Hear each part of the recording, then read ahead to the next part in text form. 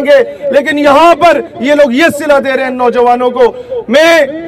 آپ لوگ اگر اس سے اتفاق کرتے ہیں تو 1 گھنٹے کا الٹیمیٹم دیتا ہوں، اگر یہ پریزیڈنٹ اور وائس پریزیڈنٹ اس ادارے کا آ کے مذاکرات نہیں کرتے تو 1 گھنٹے کے بعد کشمیر ہائی وے بلاک ہوگی۔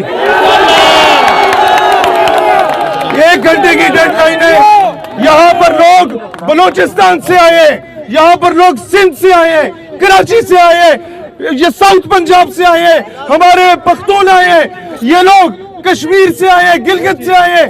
دوستان ذی وقار، میں یہ بات کہنا چاہتا ہوں، ہمیں یہ بار بار ہم کہتے ہیں جناب آپ لوگ، چلو خیر باقی تقریریں بعد میں صرف یہ کہنا چاہتا ہوں منظم رہیں، ہماری بہنوں کی عزت کا خیال ان بھائیوں نے رکھنا ہے نمبر 1، اور نمبر 2 یونٹی کے ساتھ رہنا ہے۔ پاکستان ہمیشہ زندہ باد۔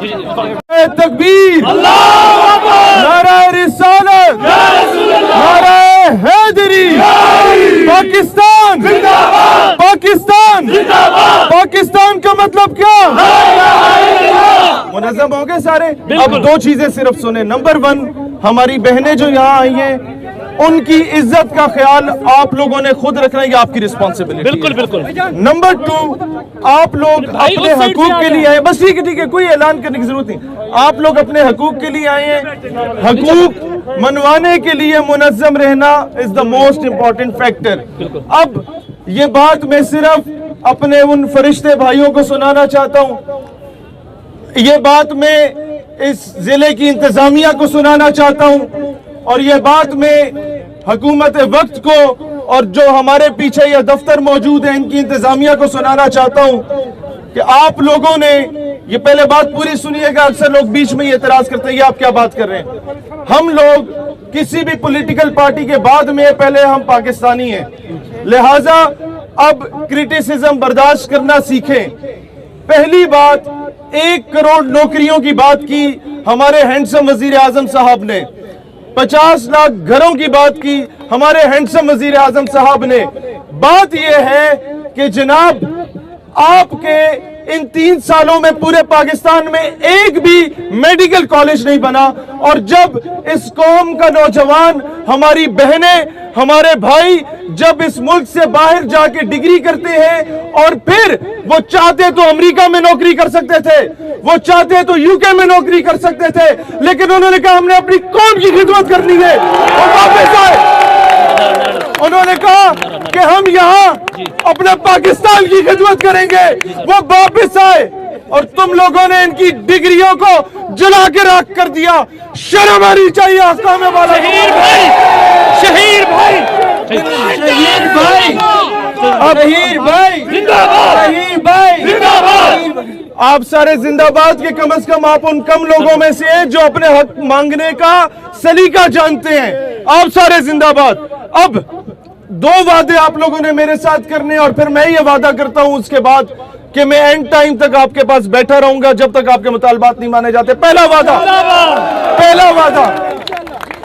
وعدہ وہ یہ کہ اگر آپ لوگوں کی ڈگریز ویریفائی ہو گئی، گرین لسٹ آپ کی یونیورسٹیز ہو گئی، تو آپ کی پوسٹنگ پاکستان میں کسی بھی علاقے میں ہو، ہفتے میں 1 دن آپ اپنے آبائی گاؤں میں جایا کریں گے اور لوگوں کا مفت علاج کریں گے۔ دوسرا وعدہ، دنیا کی کسی بھی کونے میں چلے جاؤ، پاکستان کا پرچم اس ملک میں تمہارے سینے پہ ہونا چاہیے اور اس پرچم کو کبھی جھکنے نہیں دینا ہے۔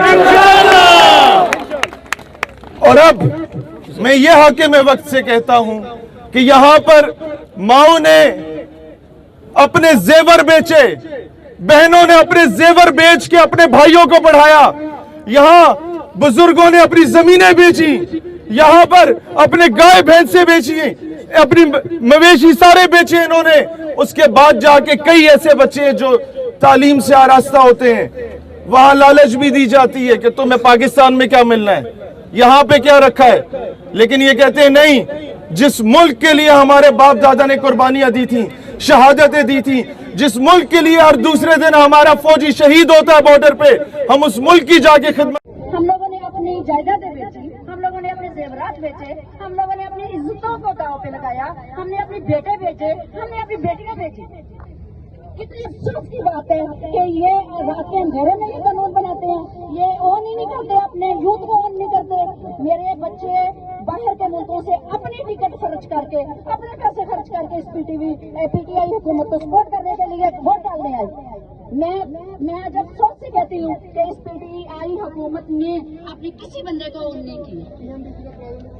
और पीएमडीसी, मैं खुद आई हूँ यहाँ पे, 1 साल से तकरीबन 1 साल से ज्यादा हो गया हम लोग जलील हो रहे हैं, हम पेरेंट्स आ रहे हैं।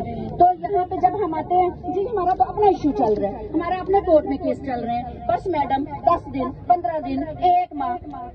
अब मैं यहाँ पे निकली हूँ, मेरे जैसे और पेरेंट्स निकले हैं, हम लोग इस उम्र में अपने बच्चों का हाथ पकड़ना, हमने इस उम्र में हमें उनका मजबूत हाथ चाहिए। आप बेशक सारे बच्चे भी चले जाए, मैं यहाँ से नहीं जाऊँगी,